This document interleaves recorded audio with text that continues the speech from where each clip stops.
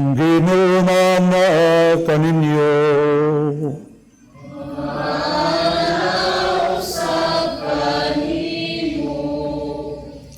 Kinutlubikan sa Ebanghelyo sumala ni San Juan.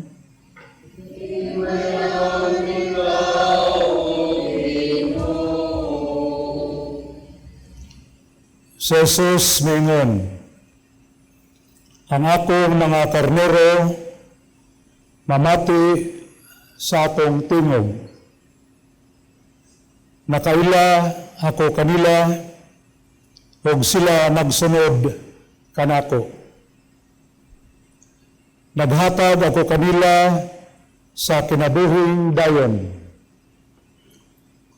Ug dili nagayod sila mga matay. Ug walay makaagaw kanila gikan kanako. Ang akong amahan na may naghatag nila ngari kanako labaw sa tanan. Ug walay makaagaw kanila gikan sa amahan. Ang akong amahan ug ako usara.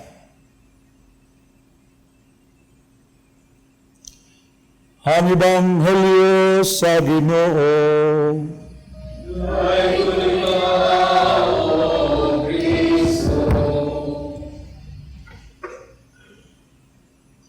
Naimbuntaw ganyang tanan. Na usa ka istorya na karaan, no? Karaan pa sa nag-istorya karon, no? Na ay mga ginikanan na gusto nilang mahibayan unsay kuhaon sa ilang anak kung madako na. Nasa ilang anak na laki, 4 anyos. So gusto nila nga mahibawan unsay kuhaon ng bata aron makapangandam sila. Kung tuod man sa kwarto sa bata, kay arang-arang na sila pagkabutang, na kwarto ang bata, dito sa kwarto sa bata, gibutangan ang Bible. Ito pa sa Bible, na apoy pistola. No? Pistola sa Danao. No? O niya sa tupad na apoy kwarta. So na kwarta, muragikan siguro sa ayuda itong kwartahan, no? Pag 2,000 nga ayuda, no? Amen. Sa bara nga pagsuod sa bata sa kwarto, ilang gipanidaan, kay matod pa sa iyang mama nga kung kwaon niya ng Bible, magpari ng bata. Kung kwaon ng pistola, kasi magsundalo niya o magpulis ng bata. Kwaon niyang kwarta, basi magnegosyante ng bata. So makapangandam ta. So pag-abot sa bata, so sa kwarto, gitanaw niyang Bible. Iyang gibasang Bible. Kaya magbasa, iyang giluklok siyang ilok ang Bible. No? Ikuha po niya ang pistola.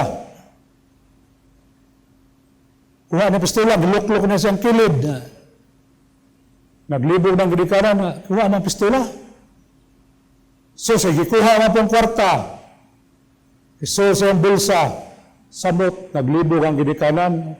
Kung sa kay kuha na ng bata, nagikuha ng Bible. Ikuha ang kwarta. Ikuha ang pistola. Ikaw nang amahan, nakibawan ako kung sa'y gustuhan ng bata. Pagkadakuan ng bata, nagpolitiko ni. Bulansar ni. Amen. Hapit na ang eleksyon, no? Murag ugma na, no? Ang eleksyon, may 12. Kunya, duha na ba eleksyon karon nga ito ni Ampo? Na i-conclave eleksyon sa pagpili sa Santo Papa, nagsugod may 7, no? Kapasig dugay-dugay na mahuman, no? Niya na po eleksyon sa atong nasod, may 12, no? Ugma na. Sa mga mamalandong ka, Kaya ang Ebanghelyo karon nagisgot ni Kristo nga maayong magbanantay, good shepherd. Ya kita po mamili po tawag maayong leader nga mudumala kanato, no? So nindot kay hapit na ang piniliay, no? Mga igsoon ni Kristo, karong buntaga na ako ipaambit kaninyo nga duha ka punto, no? Two kinds of leaders. Ang una, ang naigitawag false leader, murag false prophet, mini, no? O nini nga kategori na ay leader nga Mr. Diktador, no? Sige lang diktar sa iya mga sakop, no?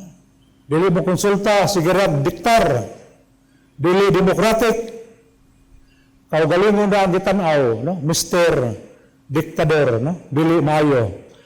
Napoy gitawag nga leader, Mr. Engineer. Nga daghan kayo plano, way nahimo. Amen? Naaba na sa inyo? Nanas tabunok? Daghan plano, way nahimo, no? Yan napoy gitawag Santa Claus. Santa bayo pang Pasko ng hatag ng kwarta. Yan ang daghang ayuda karon, no? Sa ato mga leaders o mabot ng mga leaders. So dili mayo ng mga leaders. Ang mayo, ang igsoon, ikaduhang punto, kanang gitawag Christian leaders. Kanang leader o leaders nga kadobol ni Kristo. Kadobol sa atong Ginoo, no? Dili nang kadobol ni Paulo, kadobol ni Jericho. So kanang kadobol ni Kristo mao na mayong leader nga atong pilion, no? Kanang people-oriented leader, dili work-oriented. Nindot ang people-oriented kay mokonsulta ka, mangutana ka kung sa problema, abisir ka, maghimong programa. Dili ka kanang work-oriented, silang katrabaho, way konsulta. So mayo ang people-oriented leader sama sa atong Ginoong Jesucristo. Usa ka leader nga mutanaw sa kahimtang sa katawhan, no? Kung sabay niyo kahimtang diha, mangutana, mao nay mayong leader, good shepherd, good leader. Kanang bato pa sa Ebanghelyo karon San Juan 10:27, kanang pangulo nga nakaila sa iyang mga karnero. Pangulo nga nakaila sa iyang mga sakop. So mo na yatong pilion, no? Kay matod pa ang tao kuno nga nagsunod o naminaw sa tingog sa mayong magbalantay kanang mayong tawhana nakadawat o katagbawan sa kinabuhi. Unsa kuno? Ang tao nga mosunod o maminaw sa tingog sa Dios, tingog sa Good Shepherd, siya makadawat o katagbawan sa kinabuhi. So muna ang challenge para sa mga politicians na inyong sundon bisang tipik lamang ang matod pa, no? Ang atong Ginoong Jesucristo. Sundon ninyo ang atong Ginoong Jesucristo bisang tipik lamang, no? So muna yung first challenge. Second challenge para sa mga butante sama nato nga ang atong pilion mga igsoon kanang kandidato nga maayo kadubol sa atong Ginoong Jesucristo kanang tanaw sa atong kalisod, no? Kanang kandidato nga buhatan natong kinabuhi, buhatan natong grasya, di lang grasya nga makatabang kundi grasya nga makasantos.